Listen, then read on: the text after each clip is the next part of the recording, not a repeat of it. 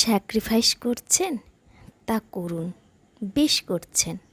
সংসারে সবার কাছে ভালো শুনতে গেলে একটু আধটু স্যাক্রিফাইস করতে হয় বইকে। ভোর 4টেতে ওঠেন, রাত 12টায় ঘুমাতে যান, তা বেশ করেন। আপনারই তো সংসার। ডাক্তারের কথা মতো 6 ঘন্টা ঘুমাতেই হবে এমন তো নয়।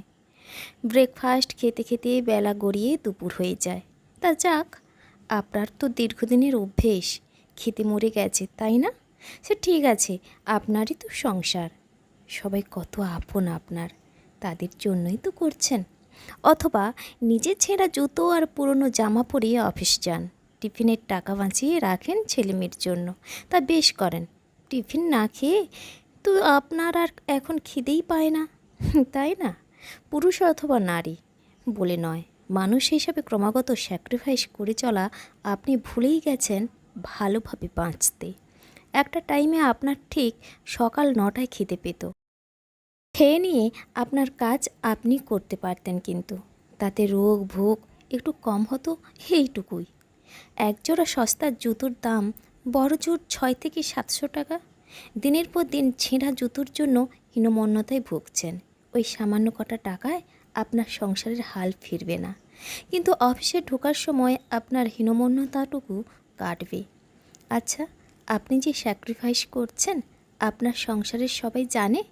মানে তারা বোঝে আপনাকে? আপনার প্রয়োজনে তারা নিজের একটা শখও বিসর্জন দেবে? নাকি ভেবেই নিয়েছে এরকমই, এর ভোর রাতে পাশ বালিশ জড়িয়ে আর 1 ঘন্টা ঘুমাতে ইচ্ছেই করে না? নাকি ভাবে এর নতুন জামা জুতো লাগে না অফিস যেতে? নাকি এটা ভাবে এই কাজগুলোর দায়িত্ব শুধুই আপনার, বাকিরা কেন দায়িত্ব নেবে?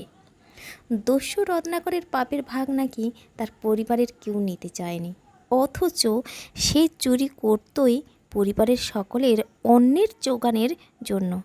অবশ্যই সকলের দায়িত্ব আপনার, তাদের ভালো রাখার দায়িত্ব আপনার।